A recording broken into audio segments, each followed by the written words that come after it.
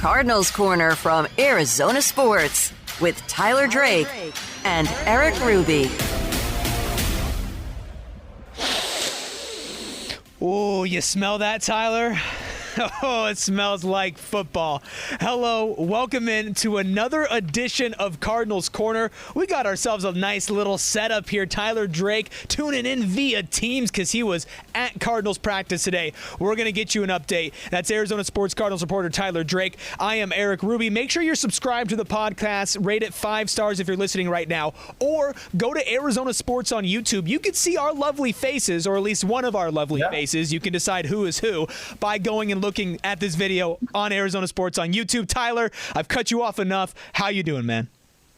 I'm doing all right, man. It's you can feel it. Football is here. I know we got a little action today with Chiefs and the Lions. I think that's gonna be a little more fun than we think. But yeah, definitely. We're actually in the game week of practices for the Cardinals before they take on the Commanders, and you can tell there's a lot more energy, there's a lot more juice. I think Nick Rawlis is the best example of that. He was like jumping out of his seat talking to us about, his hoodie game and just what he's seeing out of players. So you can tell the dude is really jacked up. You can tell everybody's really jacked up. They're really everyone's getting down to business, and that is what you can see. And I think the big thing too, man, is a lot of people have mentioned not paying attention to the outside noise. I think today especially, I think everybody we talked to said, we don't need to pay attention to that. We know who we are. We know who we got.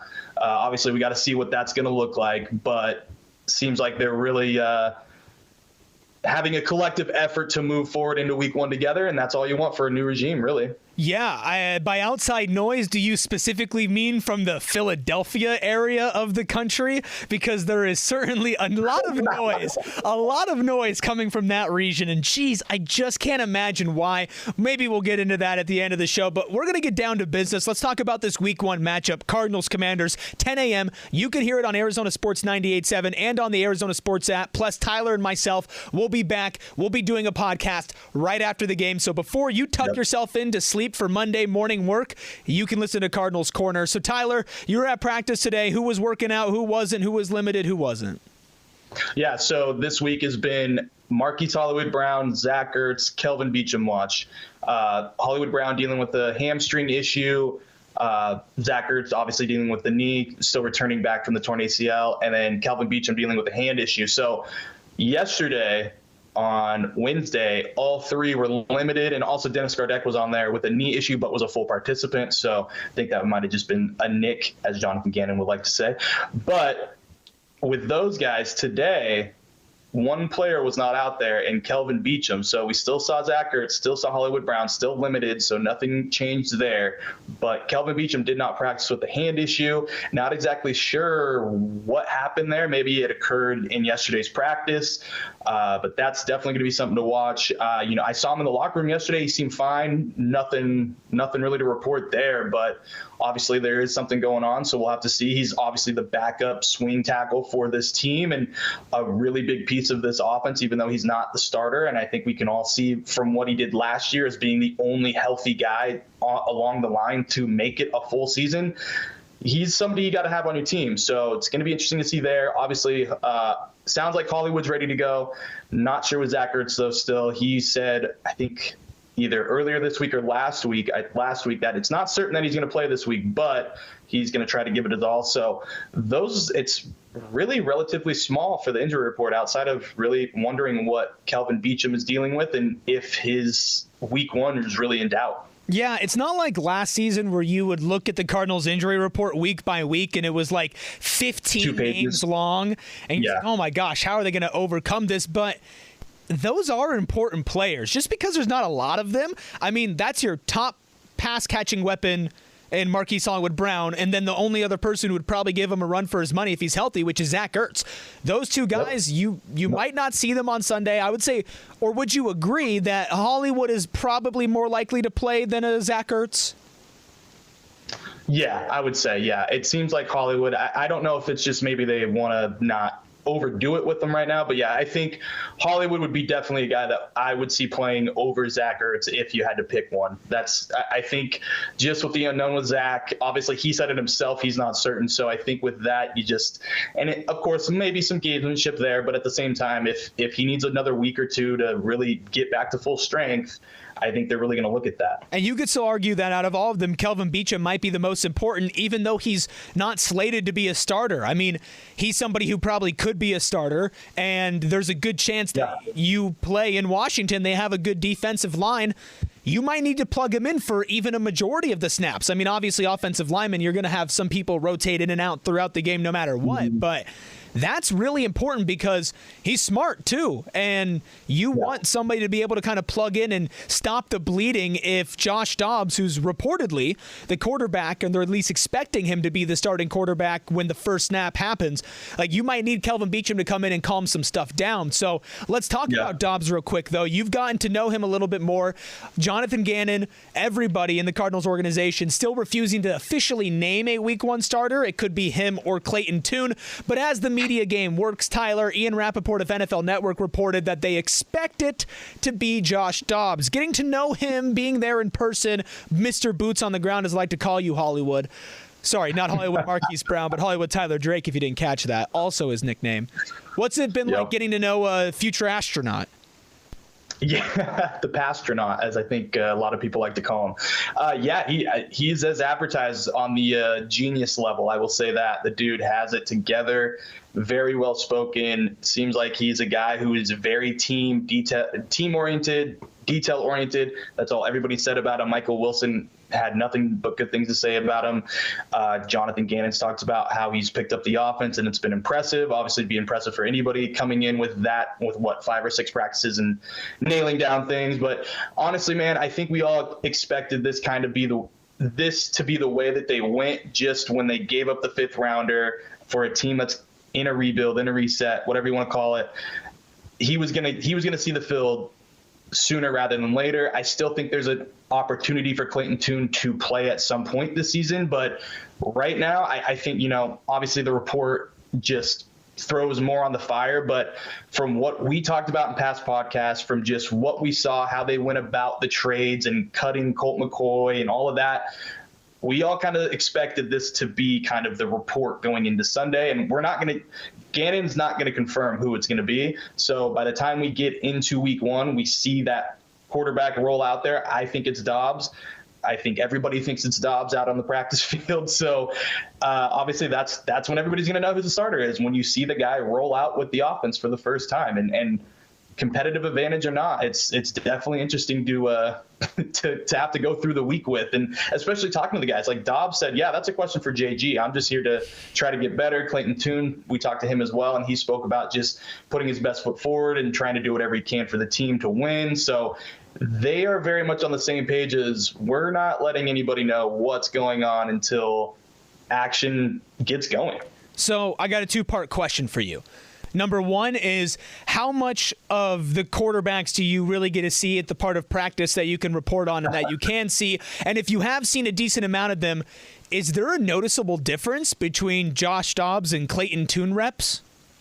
So we get 20 minutes. We get about 20 minutes of open portion of practice. This is before the team period. This is before anything. So it's very minimal, very individual kind of drills basis. The quarterbacks will throw to the wide receivers, to the tight ends, to the running backs. Everybody will get their due, but it's not, I don't know. There's a couple good passes. There's a couple of ducks. I mean, I think that could be with really anybody. And I think Dobbs shows a little more poise. I would say that. I think obviously you can't really, I'm going to tell you right now, you can't tell a ton out there just with how everything's set up, but he just seems like he's very comfortable.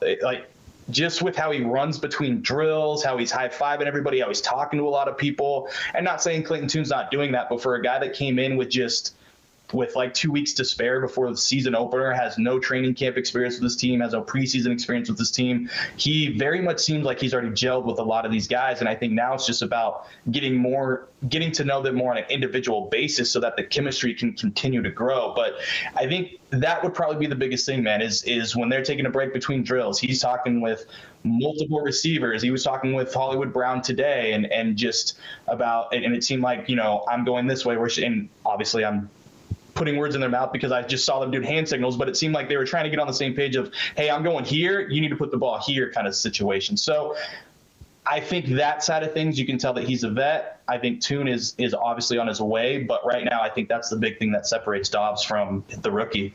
I've been loving listening to Josh Dobbs and his media scrum because even though the Cardinals didn't make a quarterback available at the podium on Wednesday, which there was kind of a big deal made about that before the reports came out of who the expected starter is going to be, you still got to talk to Josh Dobbs. You still got to talk to Clayton Tune.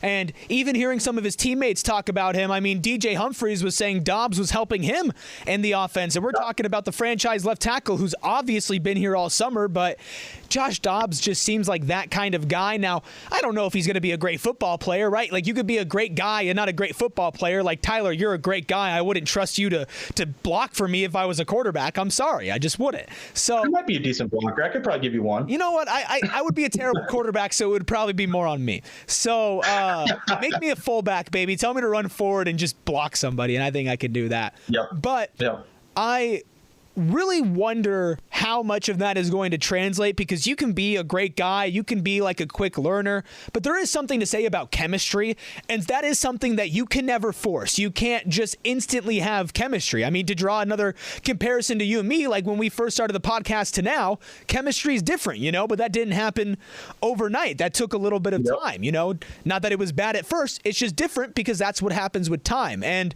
Clayton Tune's the rookie with more experience when you put it that way, with what this team is and who his teammates are. I just wonder how much of that's we're going to see play out on the field, either the positive or the negative. Let's look over to Washington real quick, though, before we really get in and preview this game. And also, we're finally going to do our full season prediction. We're going to go through all 17 games. Yeah, that's 17, right? They didn't add another one this offseason like they did a few years ago just to throw me off. No, it's still 17? No. Okay, good. Just wanted to make sure. But over for Washington's side, two players, one on offense, one on defense, that's been standing out. Terry McLaurin earlier today upgraded to a full participant in practice. He deals with a toe sprain, turf toe, whatever you want to call it. Looks like he's going to be good to go. All signs also point towards Chase Young probably being able to play as well. He didn't get his fifth-year option picked up, so he's going to have a little bit of a chip on his shoulder, a la Isaiah Simmons. So, sorry, did I throw you off with a little Simmons? I knew you were gonna get that name in there. I have to. It's actually in my contract. So, I want to know from your perspective, what kind of difference do these guys make if they're fully healthy, and does it change your prediction for Week 1?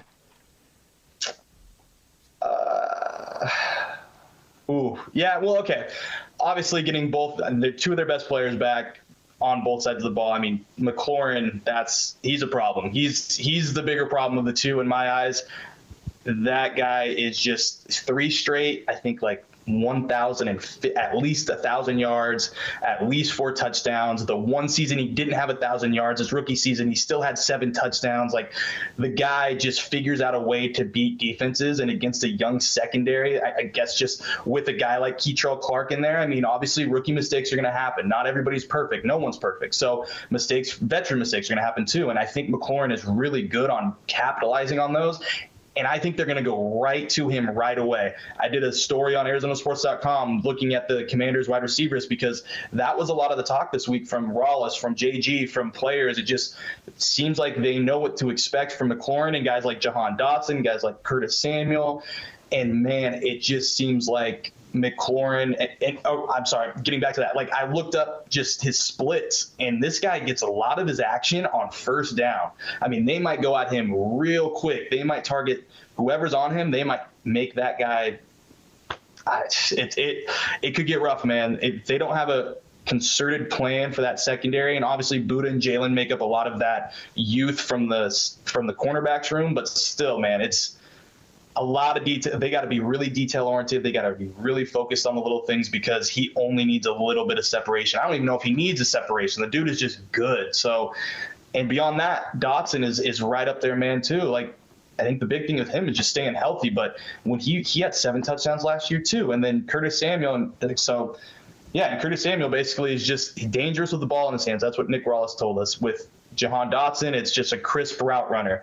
With McLaurin, it's just like the guy's good. Like, he just can beat you. So I think Chase Young brings a lot to the table on the defensive side of the ball, but with what the Commanders have at quarterback, having a guy like Terry McLaurin can make up for a lot of the issues that might arise with a guy like Sam Howell being under center for Washington. I mean, you have to imagine they're going to go to Terry really early, but they will kind of spread it around. It's Eric Bieniemy's debut as the offensive coordinator for the Commanders. He's going to probably bring a different look, and you don't want to have a bland look where you just target Terry every single time. Plus, you're probably not going to see Keitrell on him because Keitrell is probably going to have to start on a Jahan Dotson, which is still a matchup the Commanders will probably want to exploit as much faith as you could have in the sixth-round rookie. At the end of the day, he's a sixth-round rookie, and he's starting for a reason, but there's going to be a learning curve. So I'm really interested to see how Sam Howell does because that offensive line might be pretty comfortable. Cardinals' defensive line, there's some questions there. I mean,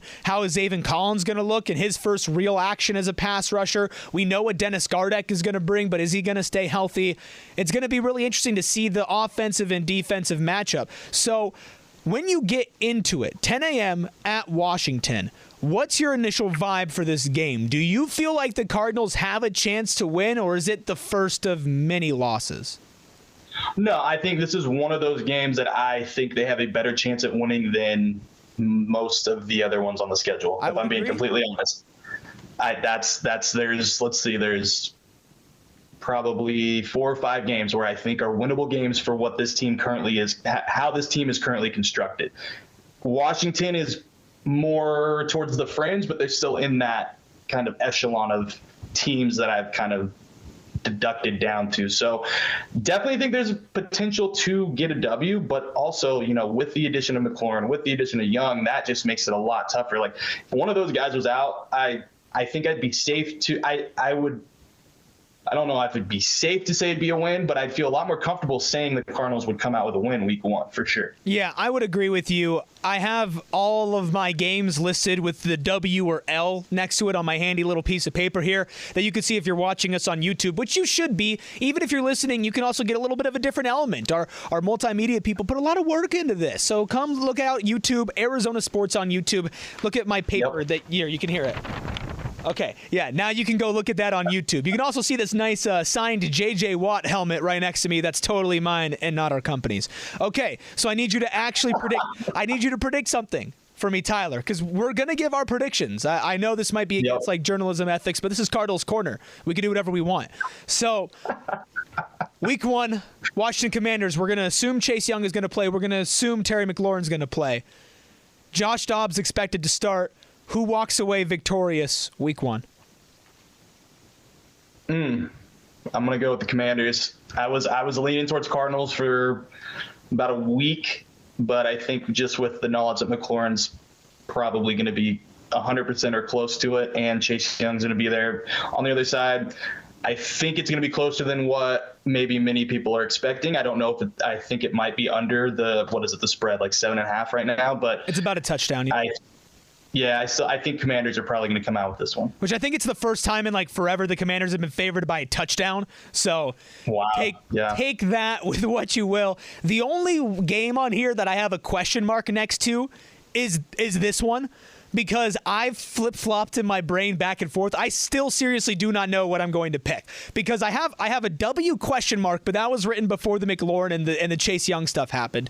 I'm also thinking about the Bieniemy aspect of it all. He is going to want to come out and dominate. There was even some questions from within his own team this season. So, but at the same time, you look at these games, you look at the next couple of games, New York, Dallas, San Francisco, Cincinnati. I mean, you might want to get this win early and then cruise a little bit, but I think I'm going to flip-flop. I'm going to go L. I think they lose. Start off 0-1. Yep. I'm feeling like a solid 24-17 game. Okay. Josh Dobbs rushing touchdown. I'm thinking like 23-20. 23-20? Okay. I'm not going to keep track of what scores we do, but yeah, we'll see. All right, week 2. This one got a whole lot more interesting in the last month, Tyler. It's the Cardinals' home opener against the New York Giants and the now traded Isaiah Simmons. The star backer returns to the Valley. Tyler, are you excited? Oh, I think he's probably going to be excited. I don't know. Man.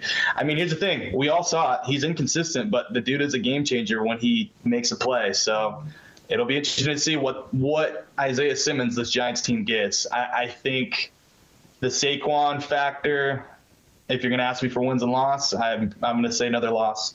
Yeah, I want to definitely focus on the run game for the Giants because Daniel Jones can move, Saquon Barkley can move. It's going to be a huge test for this defensive line, way more so than against the Commanders. Going to be a little bit more pass-heavy week 1, run-heavy week 2.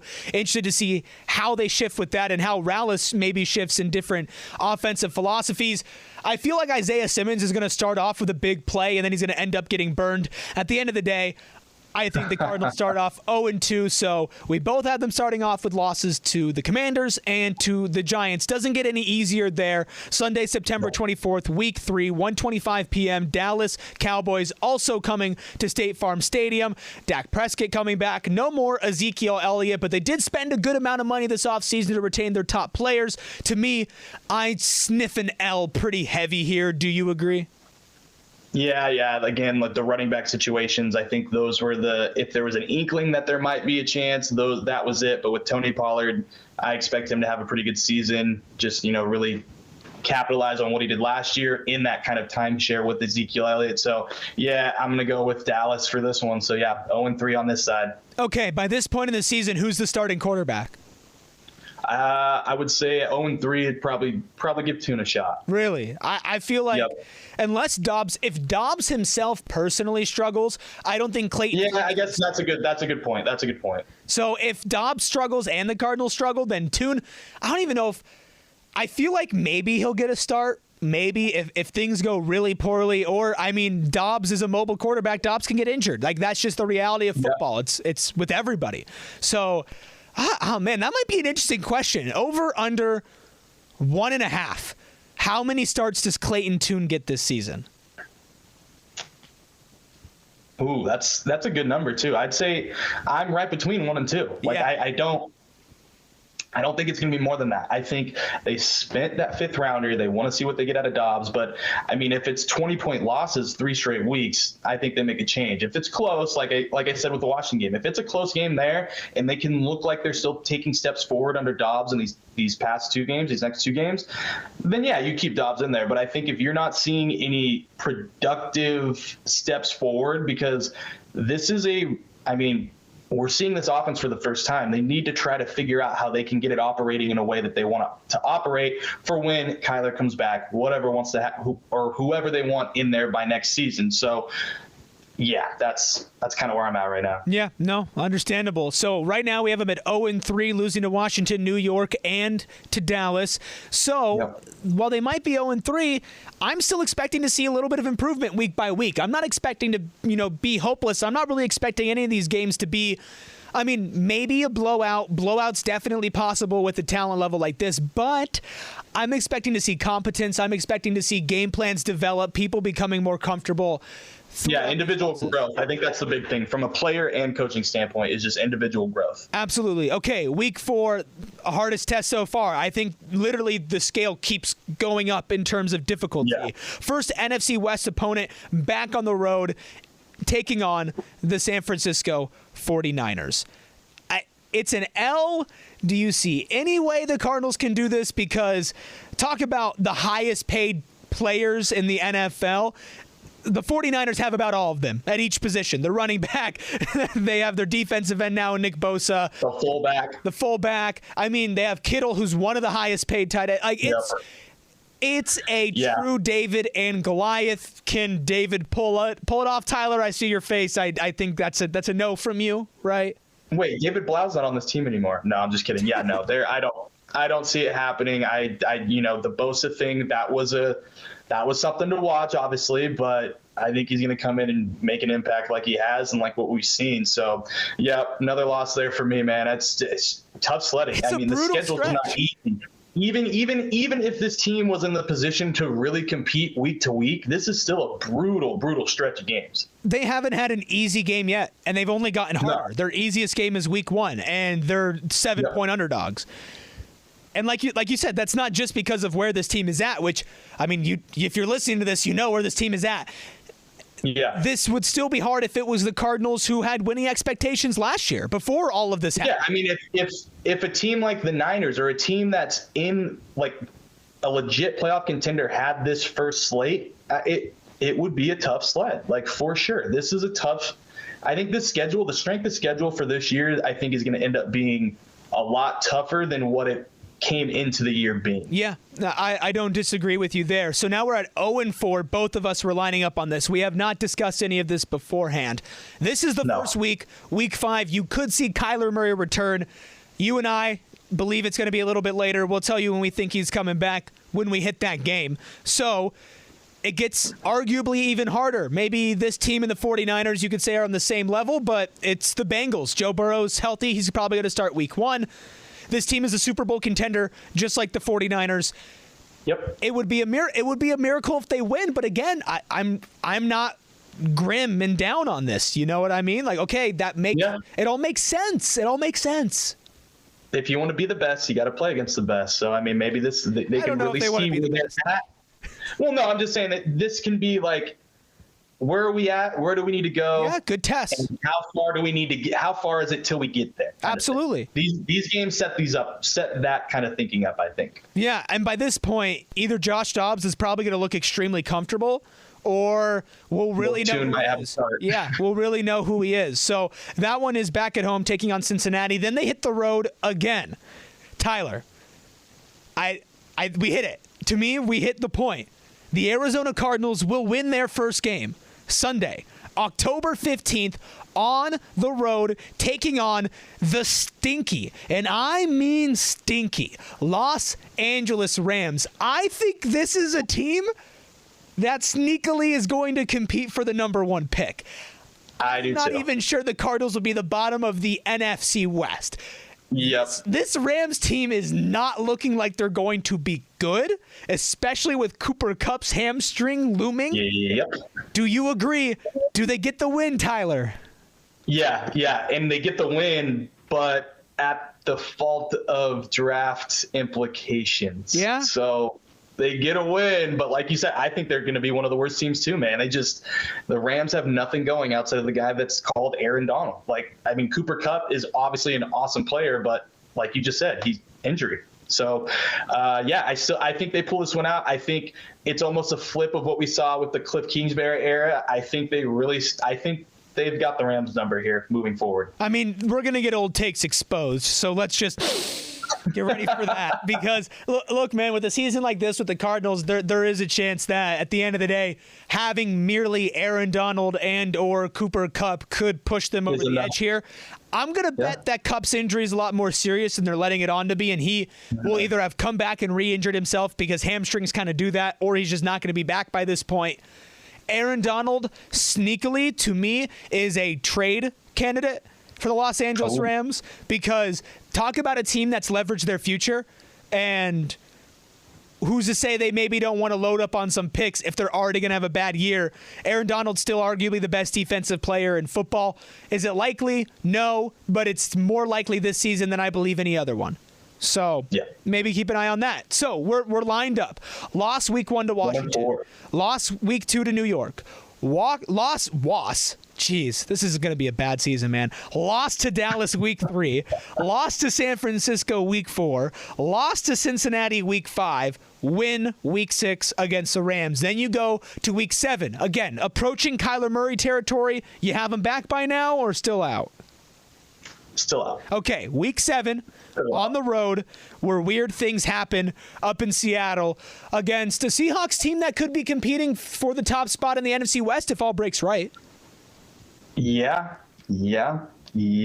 It's all dependent on Geno, man. All dependent on Geno. Can he stay right where he was last season, or is this a regression year? So I think Seattle did enough to prove that they are on the up and up. They've got they've got a second-year player, Tariq Woolen, who really showed out last year. They've got a couple rookies that should stand out this year and make an immediate impact. So got to give another loss there for the Cardinals. Yeah. Back to L-land for me as well. You're not. I don't believe you're going to beat teams that are just clearly better than you this season. You can compete. Weird things happen in Seattle. It might be 9-6, but at the end of the day, I think that type of stuff just kind of works itself out. And I think that Seattle will end up walking away with a win. It will be interesting, man. Geno Smith, can he do it again? I mean, we're talking week 7 here. Like, this is deep into the season. Seahawks have drafted really well. You've got Jackson Smith and Jigba. Like, he might be really, really good with Geno and kind of add another element. Who's that undrafted guy? Jake Bobo? Is that his name? I think you're right. This dude who's like super slow, who apparently is just incredible. So, yeah, we'll see. We'll see. I think it's really a clear divide in the NFC West. You've got San Francisco and Seattle for the top. San Francisco, Super Bowl contender. Seahawks, maybe a top 4 team contender if all breaks right. On the bottom end, you have 2 teams maybe competing for the number 1 pick. So, keep it moving. Week 8. Baltimore Ravens. This is when I felt like Kyler could have come back, but I've changed my mind. Week 8, deep into the season. Are you on Kyler watch here? You think he's back? Yep, I'm gonna stick with what I've said from the beginning. Wow. Since all of it. Week 8, he's coming back. Put it in his fist down. That's kind of where I'm at, man. I think because here, let's just do the timeline real quick. So Zach Ertz came back from the pup a couple weeks ago, but is still iffy on week 1. I think he plays by week 2. But I think that's a similar timeline of how they want to progress Kyler. So come off the pup, get some practice weeks in. So let's say he come off the pup week 5. You get the weeks of practice in for a week 8 showdown at home against Lamar, Hollywood Brown's old team. You know, he's going to have an extra chip on his shoulder. So I think that just makes for the best situation. Give him some sort of high leverage situation to go in there and really try to prove himself to everybody again. I don't necessarily disagree with what you're saying. Like, yeah, it does make sense timeline wise, you know, getting him back practicing. I really think they're going to take a little bit more time with this than maybe they need to, just to make sure he's good and ready to go. And I also really like this Baltimore team. I really like this Baltimore team. They're making win-now moves. A lot of them on offense, but still win-now moves. And I just feel like the best situation to bring Kyler back would be against a team, quite frankly, that's not that good. You want to ease him into it. And I also think you're still early enough in the season that you can get away with pushing it off a couple more weeks and still get a really good sample size of what you want to see from him. And just make sure that when you go out there, even though Kyler will probably have said that he's ready by then, you want to make sure he's 100%. You want to make sure that nothing's going to get re-injured and that when you put him out there, he's going to be there for the rest of the season, barring really bad circumstances like a freak injury that he couldn't control, right? So I think that they bide their time, but you don't. Does that mean you think that they win? Nope. Okay. Still don't think they win. Okay. Baltimore just a better team. Yep. Oh, top to bottom, yes. Yeah, I'm really excited just on like a wide angle, NFL angle. I'm really excited to see their offense. Very excited to see their offense. Yeah. I think Zay Flowers is going to be great. Oh, you don't sign Odell if you're not trying to win. You don't pay Lamar that if you're not trying to win. Man, imagine somebody like Marquise Hollywood Brown on this team. That'd be crazy. Yeah, I wonder if he's rethinking about his desire to not be on that team. Him and Kyler are kicking it. All right. Next week, back on the road. You believe Kyler Murray's back week 9, taking on the Cleveland Browns. I still don't think Kyler's back. And I think that's because you're on the road in Cleveland. It's probably going to be cold. You're in November now. You know, global warming might change that, but it's probably going to be cold by the time that you get there. And I don't want to put Kyler Murray out there in cold conditions. I just don't. I'm not risking that. I'm playing it safe. I think this is a game they could win, though. I don't think the Browns are going to be that good. I don't trust Deshaun Watson in more ways than one. I think they're going to know what to expect, just given Drew Petzing's resume, having been there. I think we're going to have a close game. I think this might be one of the closer games. I still think the Browns sneak it out. Very close game. I agree with you. I also believe the Browns will win that game closer than the couple weeks before in Baltimore and Seattle. All right. This is it for me. Week 10, back at home, facing another stinky team in the Atlanta Falcons. Now, their offense is interesting, drafting Bijan Robinson and probably not wanting to throw the ball. But their defense, they're awful at getting to the quarterback. They're bad at it. And they've got a joker. They got a joker on their team. Yeah, they do. But I think this is when Kyler Murray comes back. Week 10, at home, easy landing. Taking on Atlanta, and then you look ahead to the next 2 weeks at Houston against LA. That's 3 easy teams in a row. 3 teams that Kyler Murray will probably feel more comfortable playing against. And I'm just going to look ahead here. I think they win 3 straight. Whoa. I think they beat Atlanta. I think they beat Houston because they don't care who wins. Give me your explanation why you think they beat Atlanta first. I just don't think Atlanta's good. Okay. I just don't think Atlanta's good. And by this point, I think they've gone, 3 weeks without a win. Only 1 win at week 10. Kyler Murray comes back extra healthy. The team's going to have that juice. Kyler's going to have a chip on his shoulder. I think he's going to play well. I think you have, like you said, you and I were planning on consistent improvement from everybody. Well, if everybody's improving consistently through 10 weeks, Gannon, Petzing, Rallis implement their systems. You have a better idea of who this team is. Kyler's watched this team from a new perspective, and now he's going to come in fully healthy. I think you're better than a Falcons team, which I'm excited to see local product Bijan Robinson. I think they're interesting, but they have Desmond Ridder as their quarterback, and they don't have a great defense. And it's at State Farm Stadium. And they will have not won a game by our predictions at State Farm Stadium this entire season. The return of Kyler Murray would be perfect for that. I think that's going to happen. What do you think happens? Like I said, I think Kyler comes back before this, but I do think this is a game that they win. I think they have enough talent. I think they'll see enough of their team to really make those necessary tweaks to really attack the second half of the season how they want it. Obviously, new regime entering the season, you never know exactly what you're going to get. You're always going to be tweaking things, even for a veteran coaching staff. So I think by this time, like you said, this is a good, spot where you can really see that growth on tape, on the field, against an opponent. So, give me a win for this one, too. All right. Next week, though, at Houston.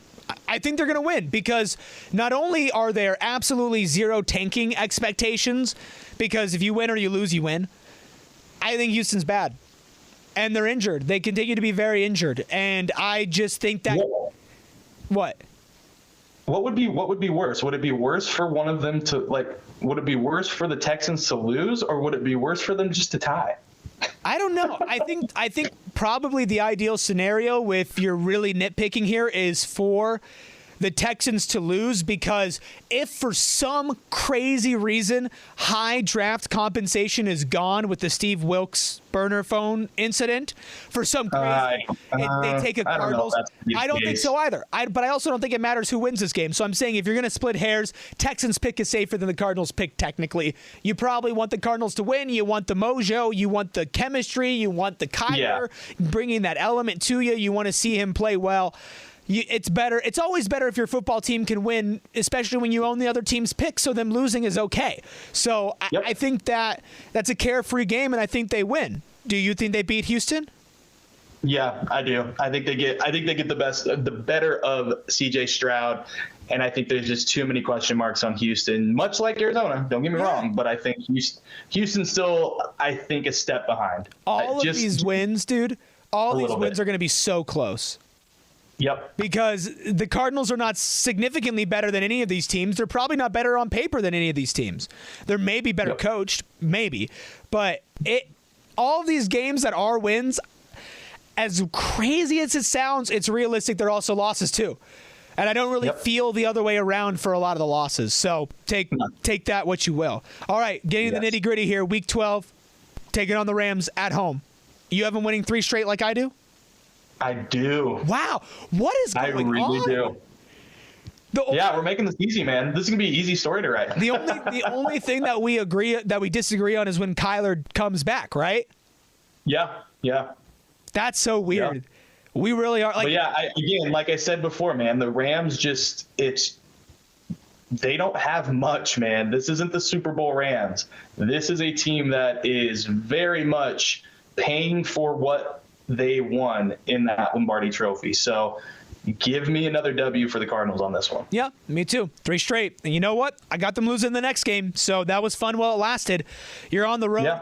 You're taking on a Pittsburgh team that I think they might be able to win their division.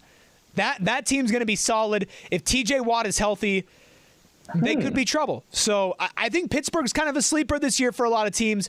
I think they're probably going to be threatening to make the playoffs when you get to this point of the season.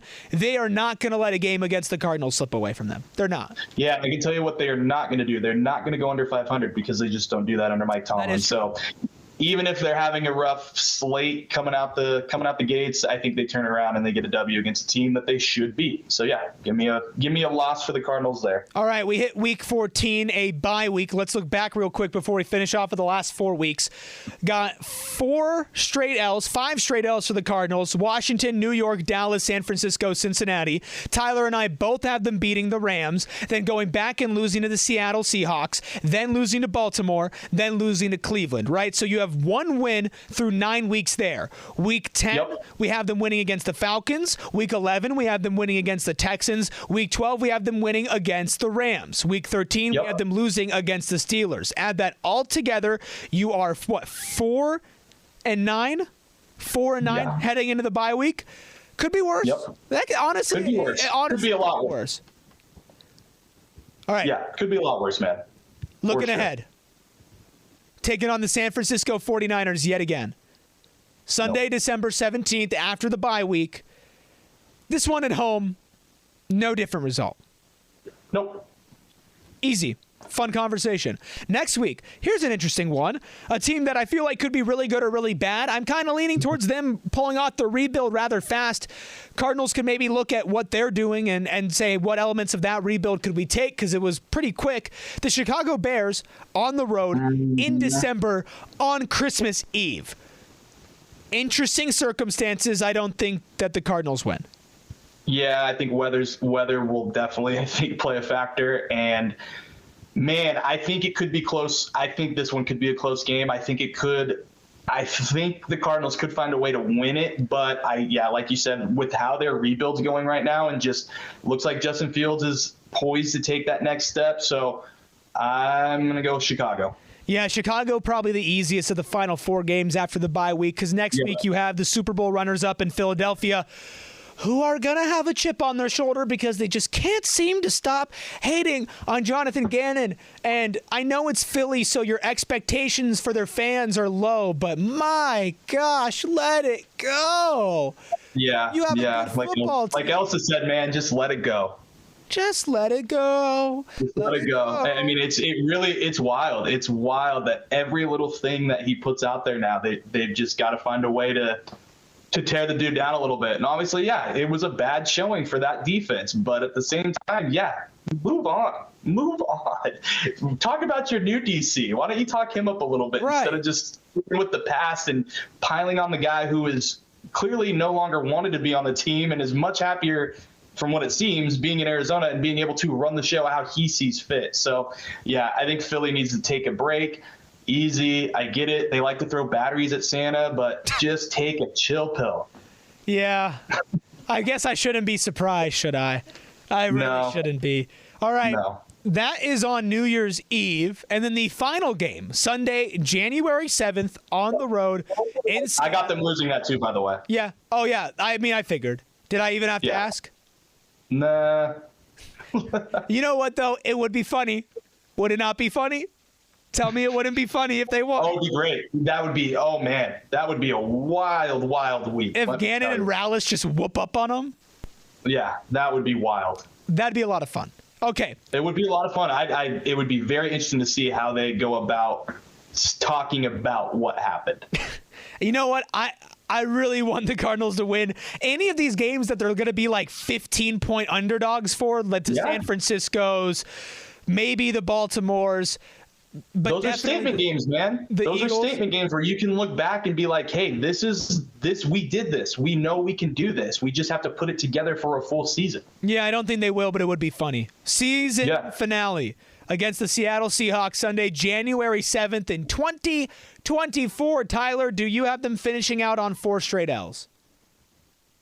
I do. What? Yep, I do. Even though it always gets weird with Seattle in the season finale. Don't get me wrong. Incredible. Actually, with any NFC West team, I feel like every last game of the season, there's always some kind of implication. There's always something going on. Maybe they can go shock the world, beat Seattle, and keep them out of the playoffs. Maybe Seattle beats them and they get the first pick. Who knows? There's going to be something to that extent. Plus, it's just, I have a feeling it's going to be one of those weird NFC West battles. So with that, though, Cardinals lose it again. Yeah. They lose. That's it. I think they lose. And you know what? Like, honestly, I'm a little bit shocked. We went 17 for 17. The only thing that we disagreed on, was when Kyler Murray came back. That's it. Yep. That's it. And we didn't talk about this a lick, not once, this entire offseason.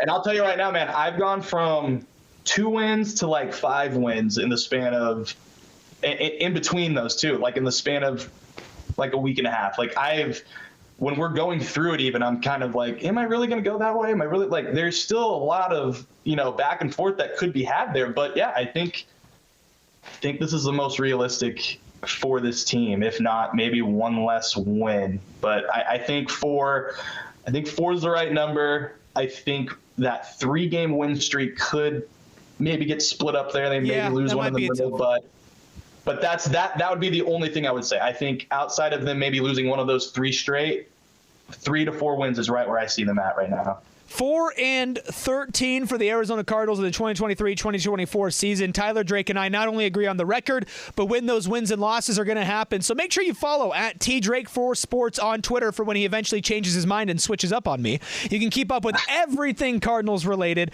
at @TDrake4. That's the number 4 Sports on Twitter. You can follow the show at Cardinals Corner. You can follow myself at Erik Ruby. And I know I'm saying Twitter. It's because I don't want to say X. So just drop it if you're thinking that. So you can also make sure that you watch this video on YouTube. I'm pretty sure that's still named YouTube. You can go to Arizona Sports. You can find not only our podcast, but you can clips from our radio shows, our other podcasts, everything. Felisa, Jeremy, they do such a great job. Make sure you support them. Give us a like there. Leave a comment. Subscribe to the podcast. Download the Arizona Sports app. If you're writing this all down, I'm sorry to give you a checklist, but you have to do it or else we can't be friends, and that's just the end of it. So, I think I got it. For Tyler Drake, for myself, Erik Ruby, we're going to catch you guys after Cardinals Week 1 against the Commanders. Kickoff is at 10 a.m. here on Arizona Sports 98.7 and the Arizona Sports app. That's enough cross-promotion from now. Subscribe. And remember to enjoy football. Even if I mispronounce the word, remember. Bye.